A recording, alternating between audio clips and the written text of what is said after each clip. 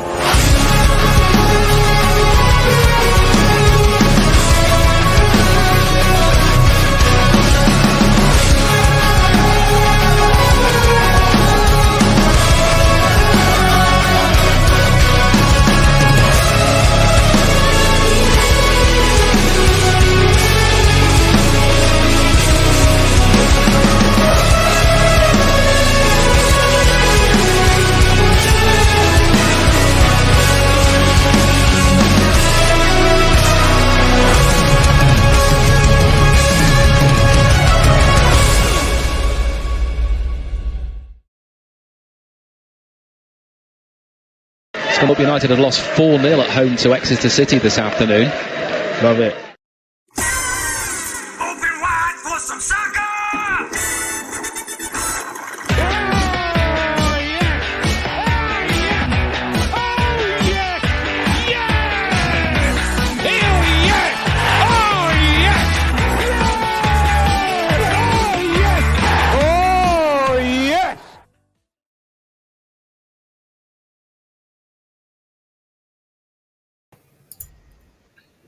Oh, Christ, that's a terrible camera angle. Good evening, everybody.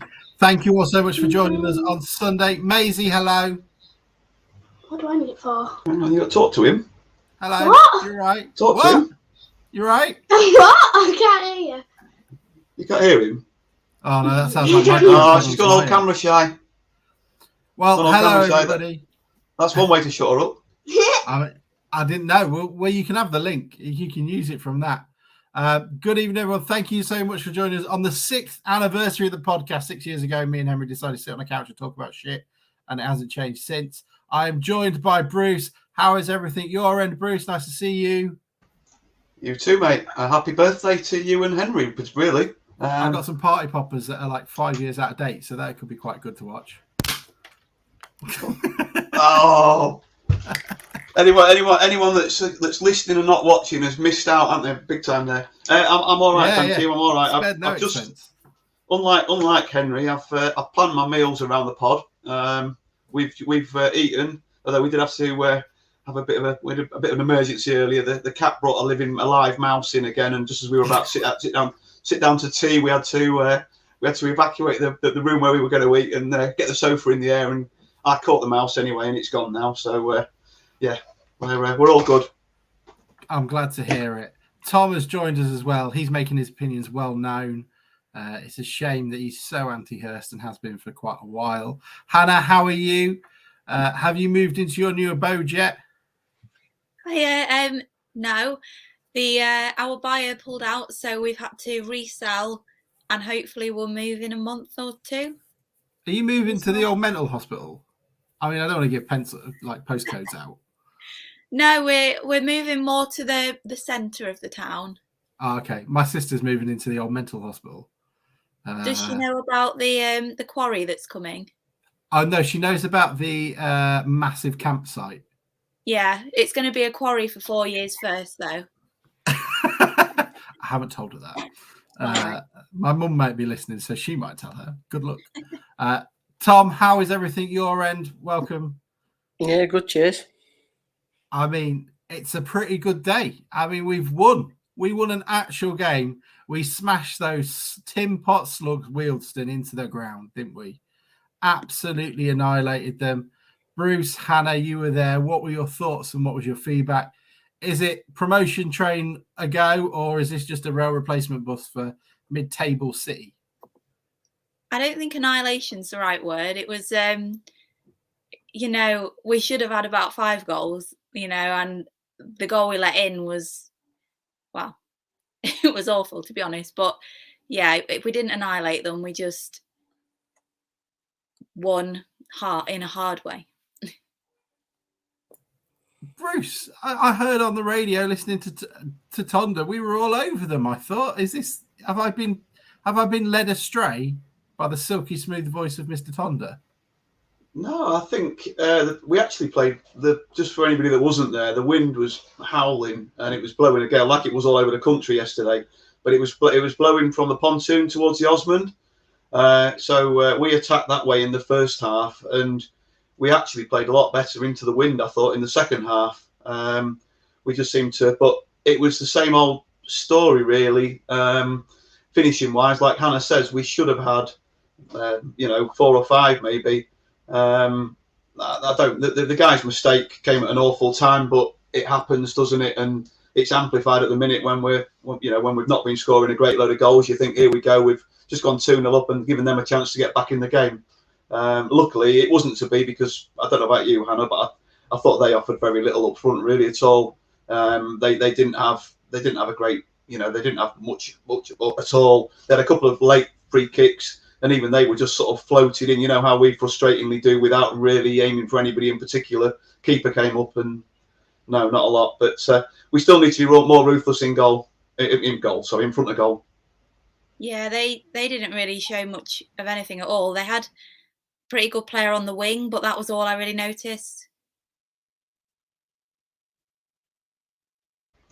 Yeah, I just didn't think they offered a great deal. They tried hard enough, but they lacked a bit of quality. We showed a bit of quality at times, but again, a little bit more composure in front of goal. And as for your comment about playoffs are on, we've been here before 2 weeks ago, haven't we? Or a week, whenever it was last week, and then we lost in midweek. So was it only last Saturday we beat? Oh no, we lost. Altrincham was 2 weeks ago, wasn't it? We were here after that, so I need to see us back up these results now, not just make them one-offs. And then I'll give you an answer as to where the season's going, in my opinion. The table seems to be formulated in quite an interesting way at the moment, isn't it? We seem to have a pretty clear cut-off from 9th upwards, and then we're kind of in no man's land between them and Yeovil. So Dagenham and Red, there's less than 10 points that separate 9th and 1st. So it's quite tight, but we're a couple of points away from that. So we've got to really start making up some to be in the playoff fight, because we could be cast astray before we know it. I mean, Bruce, you went to the dreary game in northwest London when we played them at their place. Were they much different at all from what they offered then? I didn't think they offered a great deal that day. I thought we were that was the first really, you and I have said before on the pod, that was the first for me. We were just so flat that night. And I just think we offered more this time than they did. I think their league position suggests that they're triers, but maybe haven't got the quality. And I think that night, you know, it was the old fine margins, but we really weren't at the races. We didn't need to do a lot that night. We wouldn't have needed to do a lot that night to get a result. We just didn't do anything. We really didn't. I mean, it was a pretty poor performance. James Howe says that they came for a point and wasted time from the first minute until we scored. I did see a couple of people moaning both about our time wasting management and Wealdstone's as well. I mean, it can't really top the goalkeeper putting a cone on the pitch, surely. But it was you'll find that, and when you get to a point where you're only one goal ahead and you let in a goal, what was the goal? I haven't seen the goal we've conceded yet. What was it like? I think our keeper kicked it to Amos, and he was roughly in the corner. Then Amos miskicked to one of their guys who just had an open goal. I mean, that sounds pretty awful. Bruce, is that about right as well from your summation? I assume you were in that corner, was it? I've been jokingly accused of underplaying or downplaying the away support yesterday. So I think it was quite a good finish. Hannah was right. The keeper it was in front of the Osman, and the keeper came out to sort of the left hand side of his box near the corner flag, and he played it down the line, sort of past one of their guys to Amos, who should really have just turned and gone, played it further down the line. But he tried to play it inside Hannah, didn't he? And I think maybe Pearson was sort of like on the edge of the box, so he sort of like almost a triangle. But instead of playing it to Pearson, he just kicked it straight to their guy, who I thought, like Hannah says, did have an open goal, but it was a tidy finish. He sort of lofted it over whoever was near the edge of the area into the open net. So yeah, it was a bad mistake, but a good finish. I said at the time that had it been the other way, we would have totally missed. It would still been bouncing on the beach if we'd have had that shot. Yeah, definitely. Oh, apologies. Right, so I guess the big question is Afete or Pearson. What are we all going for? I've seen it. I've seen that goal. It looked like Pearson to me. But has anybody got any thoughts on it? Is there going to be rumblings in Cheapside just before they, they can count it on whoever? Afete got given it. Any thoughts? I mean, the video I've seen is very blurry, but it looks like Pearson. I've watched it, but I've not tried to look that closely. Really, it was just a massive bodies. We were just pleased it went in at the time, because it did look. It was really funny. The keeper had made about 2 or 3 worldies, and he probably couldn't do a lot because it was on the 6-yard box from an in-swinging corner. The wind was really blowing that way, Hannah, wasn't it? There were a couple of corners that nearly gone in from that side, weren't there? And there was a little bit of it was a right foot. The right footer was kicking it from the Osmond main stand corner, and every time there was a corner at the other side, there was almost a sort of tinge of disappointment that we weren't going to have a potential in-swinger because the same guy was taking it with his right foot. It was. But yeah, I don't know whose it was, and I don't really care, to be honest. Ollie Hodson probably has it right, saying give it to Afete just for the performance. I mean, Tom, we've spoken recently about basically how shit we've been at set pieces, and here we go, scoring from a couple of them. Is this what's to be expected, or is this just a one-off? I was quite pleased that we scored from 2 set pieces. The first one as well, if you actually watch it, it was a bit of a move. We had somebody at the near post of the corner making a straight run along the goal line towards the corner kicker, and that kind of moves everybody in the box towards the corner kicker as well. And then obviously the space opens up for what looks like Waterfall and Pearson to both go for the same ball. And then I'd say Pearson gets the final nod to put it in. Afete's nowhere near the first goal. BBC gave the goal to Waterfall. And then obviously the second goal, I think, was a bit more of a basic set piece. Not really much intricate movement on it, but it's definitely a Fetis. But really nice to see us scoring from set pieces. But we scored a few at the beginning of the season. Waterfall had 2 or 3 goals, didn't he, from set pieces at the beginning of the season? And it was quite it's quite pleasing, really, that we've probably scored, I don't know, 5 goals now from set pieces at least, which is not a bad return, I suppose. Are you telling me you don't have an Excel sheet on this? You're not keeping some sort of counter somewhere that's telling us where the goals are? I assumed you'd have devised your own sort of XG formula. I watched the Cardiff Forest game this afternoon, and I think in the Championship, like the team with the most goals from set pieces is Fulham, and they've had like 12 goals from set pieces or whatever. So if that's just percentages for Fulham, isn't it? They've scored like 95 goals, haven't they? If we're on 5 off the top of my head, which I'm sure it's probably more, like I'm thinking of those, like, was it 3 Waterfall goals at the end of the season, and then 2 goals from yesterday, and then Alex Hunt scored direct from a free kick. We're probably like half of that. That's not bad going, really, for a conference team. Better than, I'd probably be more critical of Hurst and say we should probably score more, or at least be like making their keeper make saves from set pieces and be more adventurous from our set pieces. So maybe I've been overly critical. I think you're right, Tom. I think it must be down to the delivery, because we've certainly got the threats from set pieces. And at the start of the season, when Alex Hunt was playing really well, he was driving he was arrowing them for Waterfall's head. He was basically telling him where he wanted it every game.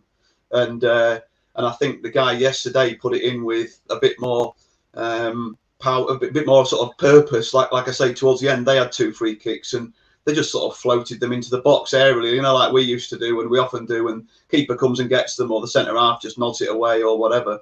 But our 2 goals yesterday were sort of, they were driven in a little bit more, and you've only to look back to a couple of games ago, and we had McAtee on the set pieces, we've had Maguire Drew on the set pieces, we've sort of, since Hunt lost his form, we've gone through a whole number of people taking them, and maybe now we've found somebody that can maximise the threat that we've got from them by getting the ball actually on their head with a bit of accuracy.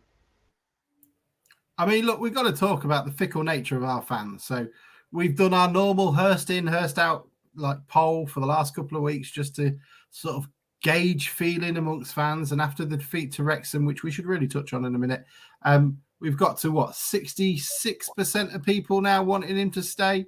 I was just going to try and share my screen, but it didn't really work then. It just made me bigger, which is not worth doing. What was it on Tuesday after the game? 70. Oh, does that even work? Oh, that's weird. Is that going weird for you? Yes. Flash it. Okay. Yeah. Apologies if you've got epilepsy. Not that you'll be able to hear it because you'll be having a fit right now. Yeah, I mean, 66%. I think it was roughly the same the other way around last week. So I mean, we've got a bit of a fickle nature amongst us, have we not? What amongst your friends and amongst your circle of people who support Town? What is the feeling in general against those people who you trust? Let's be honest, because the loudest voices tend to be heard the most. Bruce, you had your hand up. I think that was, my hand was up because your polls an in or an out. And I would say over the last few weeks, I've probably been somewhere in the middle. So that's probably why you're getting the swing. Don't give a shit about you fence sitters. Make a decision. Yeah. You're the people. Yeah, well, I think that's where your percentage change comes, because nobody that I know that particularly like I said at the start, it's one result. It's great. I'm pleased we won. Maisie came home happy, which makes a change, and it's a win. But we've got to get some results back to back now. We've got games coming up. Even Notts County, they're not tearing up any trees. Decent following. We need results. We need results, and more than just one. We've done this against Southend. We did it against Altrincham. We need to back this up with other results. So I can see why it's not going to change massively. Hannah, what is your feeling amongst the fans? We'll talk about the fixtures in a second, actually, because I think he's over the worst of it. But what has been the general consensus amongst those who talk to? To be honest, totally split. like, I know a lot of people at Sport Town, and honestly, I've got in, out, don't know, like, I wouldn't say it's been one way or the other. And Tom, what about in your little gang? How's the general consensus been? Are they the same as you? Are they sort of patience time, or have been some more reactionary? No, all of my sort of friends and family who follow Town, you've got to give in time. What I will say is that quite a large percentage of my friends and family who follow Town are also involved in football themselves, and I think when you are actually involved in a football club, you do, not as a fan, as like a volunteer or a coach or a player. It does give you a little bit more perspective in the sense that you've been in that situation yourself where you're trying to work towards something, and you actually realise that it doesn't happen overnight, and you're not going to get those instant results that you want. Like the team that I was involved with in Cardiff, from one season, the team that I was involved in Cardiff, the first year I was there, they got to the quarterfinals of the equivalent of the Welsh FA Trophy. And then the next season, they lost half the players, and basically had to start again. And they didn't lose the players because they weren't challenging in terms of wages or anything. None of the players at that level got paid any money. It was just a case that the players had just decided to go somewhere else, and you kind of have to always have in mind that bigger picture, that it's not always on-field things that are causing the problems, or it's not always off-field things that are causing the problems. It's just it is a slow process overall. Bruce is obviously sort of, I think your daughter plays Cleethorpes Town, doesn't she? Like Cleethorpes Town, where they are now, that's taken. I can remember going to watch Skeg Town play Cleethorpes Town when Cleethorpes Town first started out in the Links League, and Skeg Town smashed them like 7-1. And Clee Town just had a whole team of basically teenagers, and that was their first team in the Links League. And now, in that time, Clee Town went up through the league, surpassed Skeg, and Skeg is sort of behind them because Skeg didn't quite cotton on to the idea of getting into the non-league pyramid as quick. It's just a slow process, isn't it, being a football team? Let's have a look. I talked about it and was sort of hard on pressing in terms of when we were looking at losing at games at Aldershot and Wealdstone. We were saying, look, we've got a tough run of fixtures coming up. He needs to get points, because I'm struggling to see where he may get them over the Christmas period. And over the last 10 games since we played Southend, 7 of those have been against teams that are higher than us. So we've played Halifax, Chesterfield, Wrexham, we've played Stockport, we've played Dagenham and Redbridge. You can tell I'm reading them. We played Bromley. We've played quite a lot of tough teams coming up. And after Notts County on at the weekend, which, by the way, 2,000 fans already sold out. Hopefully we can get some more tickets, because we took 4,500 once before. I think Town could do something relatively similar again if the tickets were there. We've got coming up after Notts County, which, I mean, a draw would be a credible result. You've then got Kings Lynn at home, Aldershot at home, Southend away, Dover away, Boreham Wood, tricky game, Woking at home. They've just lost their main man. Yeovil away, Boreham Wood away, Solihull Moors, and Dagenham and Redbridge. And that takes you up to sort of the end of March.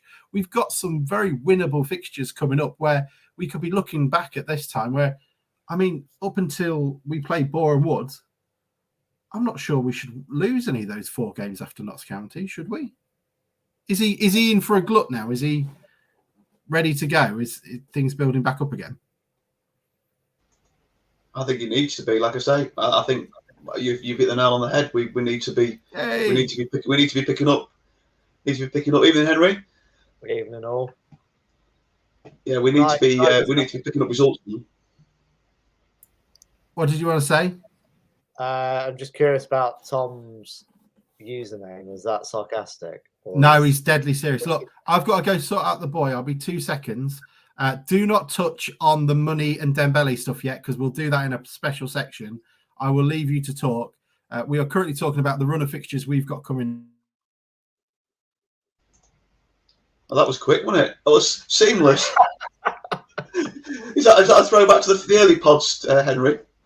Wow, I mean, this is fairly similar, Bruce, to be fair, because normally my train would be about half an hour late. So we get recording about 9:30, and then he'd put it up about 2 weeks later. Yeah. When no one could actually remember what you were talking about, the relevance of it. But have you seen much about yesterday? I've seen the goals. I've heard mixed reports about the performance, to be honest. I've heard some people say it was fine. Some people say we were clinging on towards the end. Some people are not that happy. But what were your thoughts, Bruce? I don't think we were ever really clinging on, Hannah, were we? We were concerned that we might concede being very Town, but they didn't. We just said before you came on, they didn't really offer a lot at all. They had a couple of late free kicks. Even keeper came up and then they just lobbed them in the box, and like we normally do, not yesterday. And we cleared them easily. But there wasn't a great deal of pressure, Hannah. We were worried because we're Town fans, but I don't think any more than that, were we? Yeah, I would say I didn't have that sense of unease that you normally have when you're like there's a goal in it and you're thinking, oh, it's not going to finish this way. It felt a bit calmer somehow. But yeah, I don't know. I've got no complaints other than we could have scored a few more.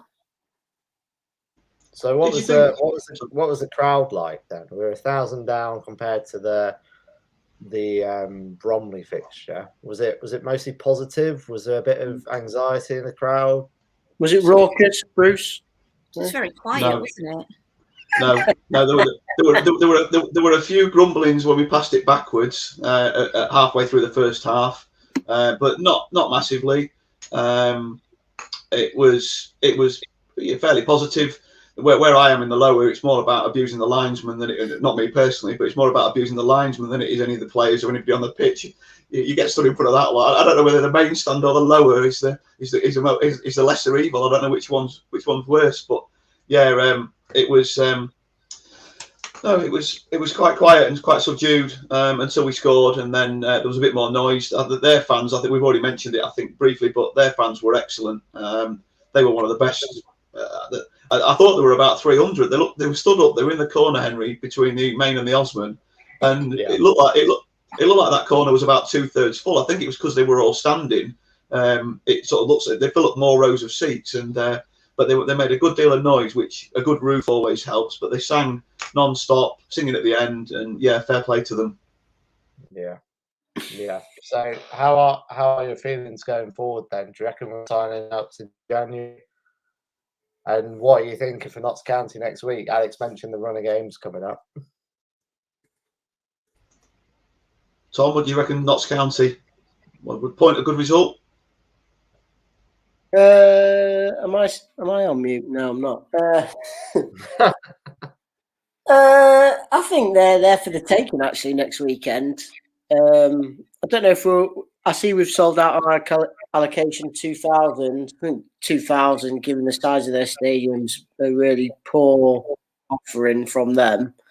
I don't know if they're going to give us more, but I hope they do. They're not on a great run. Their last 3 games, obviously they lost yesterday. The game before that in midweek, they drew a Wealdstone 0-0. And then the week before that, they beat Eastleigh in the trophy, which presumably from both teams was probably a weakened side. And then the 3 games before that, they won. The last few games, they're not cooking on gas the last couple of games or whatever. So I think they're definitely there for the taking. Interestingly, their manager, Ian Birchnell, was at Ostersund just after Graham Potter. So people are interested in sort of the coaching side and the alternative development of footballers that goes on in Sweden. I think that's quite interesting to see how they develop long term. But no, I definitely think they're taking, and we've had a nice little result yesterday, so why not? No, I agree. I think we've got a chance next week. I think we need to this form away from home has got to change at some point, hasn't it? And why not there with a decent following? It's always a good day out at Notts County. I always like it. They can cope with a large number of away fans because they're used to it. It's always a 3 o'clock kickoff, and it's a good city to enjoy the delights of pre-match. Have we spoken about the heartbreaking news about Omar Bogle yet, or are we leaving that for my emotional breakdown? I think we can leave that for a bit later. Yeah, I want to know, what have Hartlepool got that attracts our best and brightest strikers? I don't know. League status.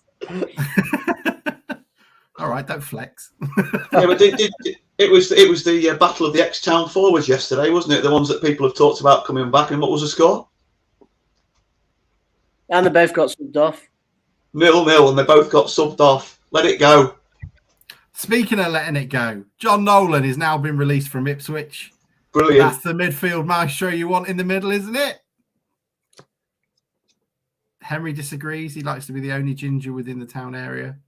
Obviously. No, I think he's not done a lot at Ipswich for a few years. I he was quality for those last few months of the promotion season, but whether that would work again in our situation, I'm not sure. And chances are he's probably going to find a league club anyway, I would have thought. Have we spoken about Wrexham too much? Did anyone go? Or are we not going to do it very much justice? Okay, fine. We'll move on. We lost to Wrexham. They were quite good. We created a fair few chances and we lost by the odd goal, which seems to have been the story of the season. Has it not? I mean, what would we like to go on to before we talk about the Dembele thing, about the money and about everything else? Is there anything else we'd like to talk about before that? I think it'd be interesting to mention Lincoln's current finances for people who are I might remove him. crying out for us to spend money that we don't have. I'm not saying Lincoln have gone out and spent money that they don't have, but lots of people who are on Twitter, from my experience, seem to think that promotion can be won by us just like splashing the cash. It's transpired this week that Lincoln's wage bill is over £5 million, and they're running that at a deficit currently as well. Obviously, they're at 98% of their income. Yeah, so that they're running that by way of like finding investors who inject money into the club, but obviously they're not making a profit on that, and that's clearly for a club the size of Lincoln. Even if they are selling 3,000-4,000 more season tickets than us, that's not going to be sustainable long term for them. And then obviously a lot of those fans that are buying those season tickets have come along since they've had their success in their conference title winning season and then the subsequent FA Cup run. I just sort of want to ask people who listen to the pod and people who say, yeah, that's what we need to do. Is that really how you want Grimsby Town to be run? In a way that basically we're paying out more than we bring in, because that essentially puts the long-term prospects of the club at risk. And that's a lesson that's really close to home to be had. Lincoln have done loads of things really well, but I don't think that is a great example of how to run a football team. And this year they're down the bottom and running the risk of getting relegated back to League Two. So it's obviously got a limited sort of, what's the word I'm looking for, like extent or whatever to how successful it can be. Look, sustained time in the Championship isn't for everybody. It's just how it is. I mean, one day we will all dream of being 18th in League One. We can only imagine what the joys it must bring. But until then, good luck to them. and all those who are plastic who sail in her. Bruce, They need to sell some Scotch eggs, don't they? Scotched eggs, fish finger sandwiches. Bring some more money in through the turns, through the. You know, they're obviously not getting enough money out the fans when they're inside the ground, are they? They need to get to Bundle Park and learn from the way we do it. Nah, let's not. Let's leave them with their Chessie burgers and whatevers. And so a couple of questions have come in. Sai Hodo asked, did anyone listen to Anthony Limbrick summarising the Wrexham game?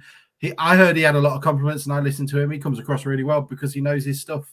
And one of the reasons why I kind of liked him as a manager when we got Jolly, and I was ecstatic when we got him as an assistant. Tom was a massive proponent of his when Jolly left and wanted him to stay before the messiah that was Ian Holloway came in to rescue us from mid-table obscurity and got us out of League Two as quickly as possible. Has anyone got any thoughts on him? I mean, I would love him back in a coaching role. I don't think he's ready for management. Tom? I have a question for Tom. Tom, Okay. if you think we hired Limbrick on a permanent that season instead of Holloway, do you think we're still in the Football League? I think if we'd given Limbrick time, yeah, definitely. I think in those 10 games that he was in charge, you could clearly see there was an improvement in the style of play. It was very gradual, obviously, because we only won 1 in 10 while he was there, but you could clearly see we were building towards something. And I think it would have been worth the risk. Whether it would have paid off with the board, I don't know, because he's probably one of those managers who would have needed a bit of patience, and I'm not sure Fenty ever demonstrated that level of patience. But what I will say about his situation now is that I can't really see him, even if Hurst got sacked, which I don't think he will get sacked, and I don't want him to get sacked, but even if he did, I can't see him coming back to us, primarily because at TNS he's basically going to have a shot at European football this season. And I think if you're any manager at that kind of level, you'd be silly to turn it down.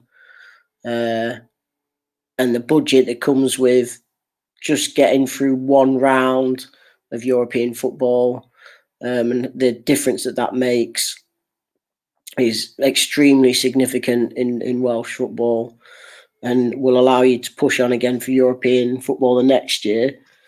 And also the location issue was obviously a big thing for Limbrick the first time around.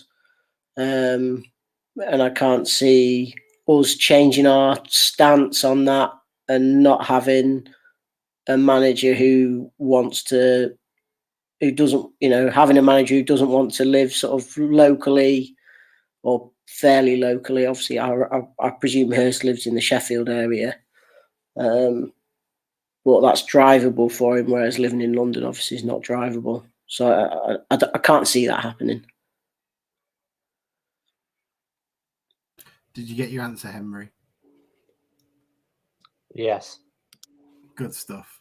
So, I mean, it's an interesting time. And do you think we're finished in sort of the transfer market? Reiki's come in and seems to be has been the Hunt replacement we were asking for.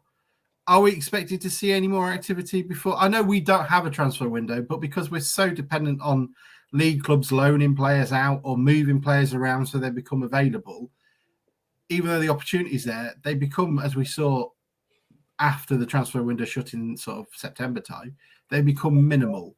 Are we expecting anything before January? Are we missing anything else? I don't know. I guess it depends how much faith you put in the new striker. I think some people would probably want one more striker, but I don't know. I can't see anything major happening now between now and the end of the season, to be honest. I'd be surprised if there was. We could do with a player like Max Wright, couldn't we? I'd like to see a bit more. I'd like to see a bit more of Max when he gets on. He's direct. I think I don't know whether it's the injury. We doubt that we've got over him. But he's got at some point. We said when he first got injured again, didn't we, that he's got the rest of this season to prove himself, and he's not getting the minutes at the minute, and he's been on the bench for a month or 6 weeks now. You know, I don't know. I just think we're crying out for him. I think he makes an impact every time he comes on. I don't think he's getting enough minutes, but I think reading between the lines in Ben Davies's interview after the game yesterday, that I wouldn't be surprised if we see another arrival before the end of the window. Is there a reason why Max has not been chosen? There's been a couple of opportunities where Hurst has a chance to maybe move Clifton into the middle of the park and allow Max the wing. Do you think there's a reason for that? Because I agree with you, Bruce. I think he's a massive impact sub at the moment, and if we can rely on his fitness more going forward, he could be one of the first names on the team sheet, in my opinion. I thought yesterday. Sorry. Can I just say very quickly? I thought yesterday Coke had a much improved game on the week before, but he looked tired and a bit leggy last 15 minutes, and I was really surprised. I think we only made 2 subs, Hannah, didn't we? And I was really surprised that that we didn't get a replacement on in the middle of the park earlier. We brought Fox on, but he came on for the young lad from Villa. And yeah, I was surprised that Giles Coke lasted. I know he likes his experience, and that's maybe what he wanted him on there for. But late on in the last 2 home games, he's looked a bit leggy. Last sort of 10 minutes tracking back with their players. Sorry, Henry. No, you're fine, Bruce. I think just on Max, like, fully agree. I think when he comes on, the way he runs and how direct he is a real threat and quite unique compared to some of our other players in the squad. And you know, you look at sort of the cross that he put in against Halifax, like, he actually has an end product. So bearing that in mind, sort of from the Hurst perspective, I guess either he doesn't trust him to do it consistently, or he doesn't trust him to stay fit, or in typical Hurst fashion, it might be something to do with his defensive work. Hurst always picks wingers that do the work defensively. Like, you just look at players like Monkhouse or anyone like that. I think sort of an out-and-out attacking winger compared to a winger that can help cover defensively. I think Hurst will always go for the latter. All that running, you can't keep your shape if he's running around all over the place. Hannah, what were you going to say? I was just thinking that now we've got, well, hopefully someone who's good on set pieces. Maybe Max Wright is the player to put on, because he wins a lot. He wins a lot of free kicks. Sometimes we'll win a pen. So maybe look, he is a good choice to put on for that reason as well. And he isn't too bad defensively. I think Sousa's probably worse. Sousa does get a lot of ire for it as well. Ollie Hodson asked, does anyone know why Ben Davies was and not Hurst? I'll be honest, he's done it a few times, Ollie. He just does it because I think people are sick of hearing from him, because he's a very, we all know what he's like. Why am I explaining it to everybody who watches this? You've got more than a passing interest in town. Like, that's just how he is. And it's nice to change it up every now and then, at least, to, talk about, to have somebody else. And I thought Ben talked really well. And it's nice to have someone of his sort of caliber in the back room leading the club forward. And yeah, I thought it was nice to have him on. I suppose Hurst can't really send anyone else out when we lose either. Like, he's got to take those ones. If they'd have lost yesterday and he sent Davis out, then you're like, oh, hang on, we're going to have to do an emergency podcast in about 10 minutes. I mean, okay, is there anything? I just want to mention as well, the Wealdstone fans, I thought they were phenomenal. I could hear them on the radio, 166 of them. I mean, they certainly sounded like they outsung like Wrexham and Stockport and alike. I thought they were really, not Stockport, Chesterfield.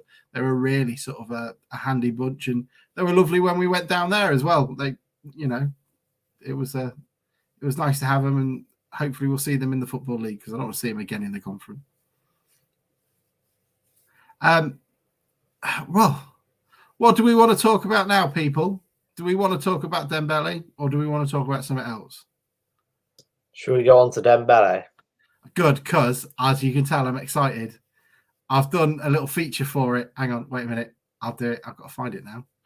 Please don't tell me it's left me. No, it hasn't. Here we go.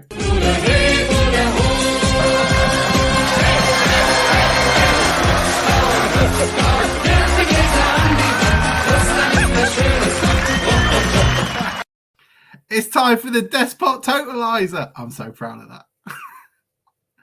So how long did that take you? Surprisingly not long. Look, okay, so I don't know what's going on here. Why is this being like? There we are. So here's our Despot totalizer. So we roughly, these figures are not accurate. We roughly owe Fenty about 1.5 million in his loans to cover his many fuck ups and, you know, problems along the way. And we'd agreed three years of 500 grand almost to pay him. So having a look at what we've got, this is where we're at, I think. So Dembele's fee is sort of rumoured between 1 to 1.5. So we went straight down the middle and went 1.2. So 25% sell-on fee on that with no upper limit. And it suggested that the add-ons could go up to anything up to 4 million. So with that and the 100 grand that we got from Peterborough's promotion last season, we're looking at around 400k so far. We sold Matty Pollock to Watford. That's 250 because everything we make currently is going into that idiot's pocket. Grist, we sold him. That's a bit more sort of bit looser, but we were told it was 6 figures in the press, so we'll go with 100 grand. And then we were assuming Stockwood and Pettit has had to pay something up front, so that's 500 grand. So that's 1.25 million. So we've got roughly 300 grand left. Am I about right on my figures? And does everyone like Death by PowerPoint? I like the clip art behind it, certainly. That looks about right there. I think all money is helpful, obviously, especially in this division. Assuming that we can get away from paying previous owners and focusing on investing it elsewhere, the better, really. So, yeah, that's all I have to say on that, really. I think we've got the parachute payment. I'm disappointed. The Bournemouth promotion would be the real cherry on the top of that. Transfer pun in the WhatsApp group didn't get more smileys or likes or anything, to be honest. That's my main gripe about this whole situation. That was sorry. As was my, when you put what about the new joiners and on the Twitter feed, and I said one of them really screwed up yesterday. I mean, come on. Fucking joinery pun as well. Got absolutely 0 likes. I mean, give up making jokes. I can't. Oh, that's rude. It takes Bruce out if I had a question up, Ollie. Not far off Operation Promotion Total. Get it going again. We're not doing that. James House said he thinks the 1878 payment is in the summer. I mean, we can probably ask them. They'll be quite straightforward and thing. But that's about it. So it's just a shame. And we talk about it far too much, but it's a shame. We've made quite a bit of money this season. And with Wrexham paying, 300 grand for Ollie Palmer? I mean, he scored against us, but I mean, does anybody want to mention that? Is that good business acumen? I mean, do they want to buy Danny Rose? He's 31, I think. I think his birthday was like 2 days ago. I spent 300 grand on a non-league striker who's over 30. And if people seriously expect us to compete with that, then I don't know what to say, really. But and then I think it's not exactly like it's bloody. I don't know. Can't even name someone, but Bogle. Yeah. just beggars belief, doesn't it? Really. Tom's gone. He's. I said Bogle too many times, and he's left. I think it's the opposite of Beetlejuice. Maybe he's put a couple of smileys on his post in the WhatsApp. He'll be back. Yeah. And then we've got was it 500 grand as well? They're buying a player from James House just actually come with it. 500 grand on a Burton player today as well. That's 800 grand. Pow, done. Mad. It's mad stuff. And I think that really does sort of cement. I mean, if we don't go up, I want Wrexham and Stockport to go up. We need those money guys out of this league. And if we bring Scunny and Oldham back down, that would be brilliant because none of them have got a pot to piss in. Yeah, then it's only really Chesterfield and Notts County to compete against. And Chesterfield will fuck up. That'll all go to shit. We all know what Chesterfield are like. And I guess, I mean, is that it? Is that the end of the Despot Totalizer section of the podcast? Okay, yeah. Right. I mean, you're probably right. I'm going to have to play it again.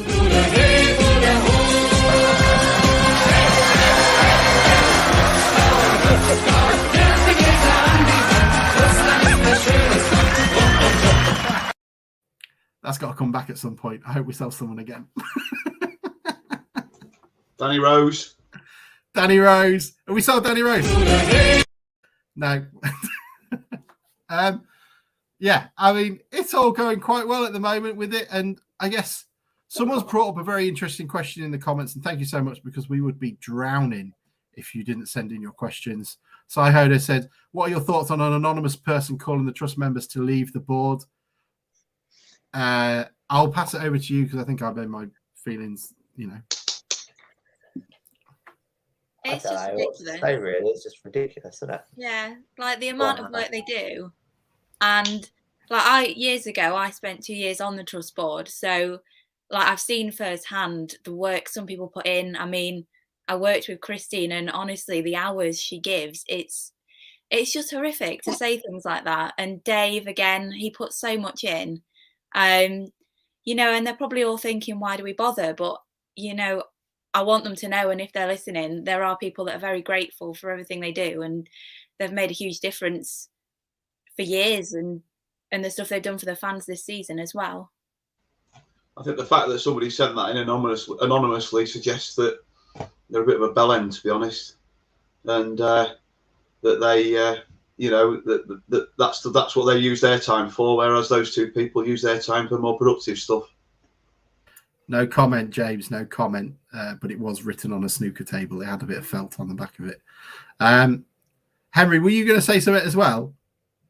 No, I don't have anything to add here. It's just ridiculous. Some of the talent. Yeah, it is absolute weird. So, I mean, we've got Notts County up next. I guess we've touched on it already. But are we feeling confident now? I still feel we're... McAtee, can I talk about James McAtee for a minute? I think he's brilliant. Yeah, before you do, Alex, I'm going to have to step out. So I just want to say thank you very much for all of your hard work over the last 6 years, and happy anniversary. Happy anniversary, darling. Love you. I will see you all soon. It's the anniversary I remember. You coming Saturday, Henry? Yeah. I'm working in the morning, but I'm driving over. Staying over or driving back? Pardon? You staying over or driving back?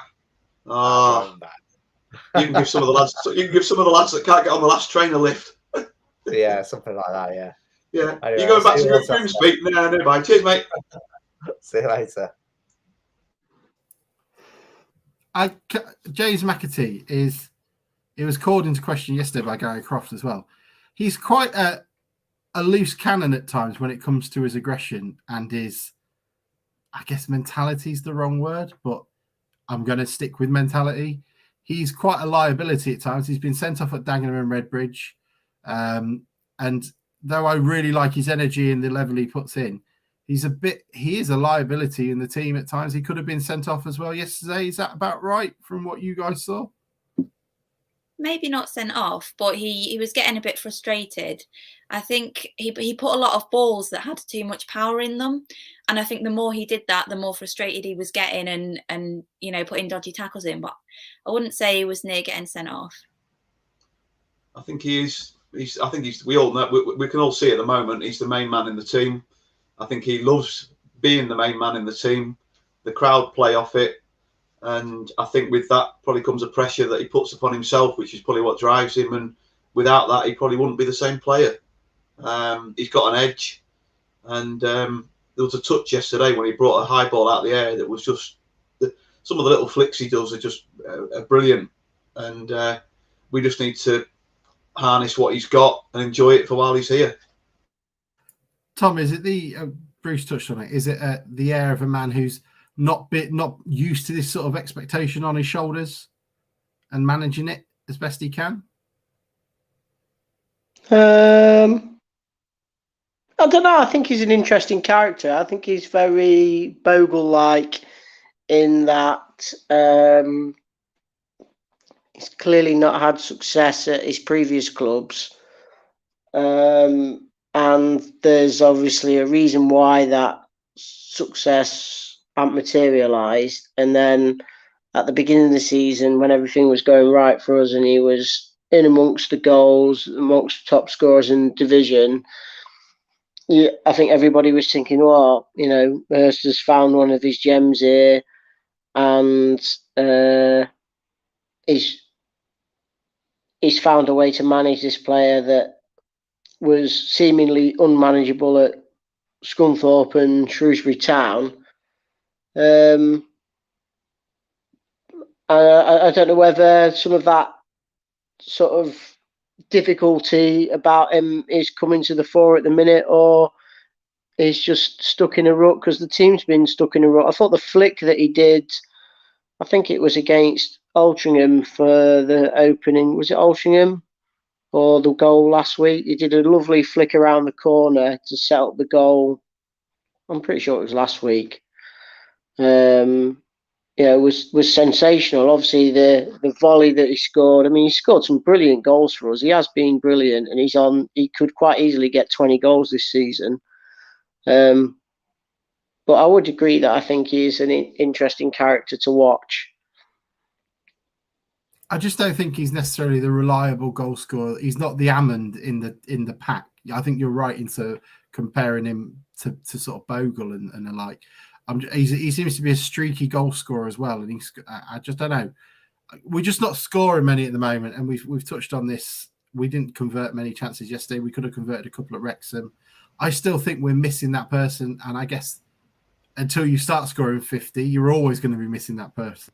And there are very few teams that get to that point when they are. Maybe we need to spend $5.5 million on Ollie Palmer or something. I think it's about who plays. I think it's about who plays up there with him as well. Yesterday, he probably should have had a couple of assists, because there was certainly one in the second half where he won it in the Harrington corner and set off towards goal along the touchline, and he pulled it back for Abraham, and with a bit more composure from where we were, it looked like he should have scored, and he's put it into the pontoon. And there was another one that he could have easily created a couple of goals yesterday. And like you say, I don't think his game's going to be all about 20 goals a season, but 15 goals a season and 10 or 12 assists. And for me, then it's about who plays up there with him. Bonsoir, Yorkshire Mariner. Bon weekend. Tom can probably speak to you better. But I'll be into San Emilion soon, at some point,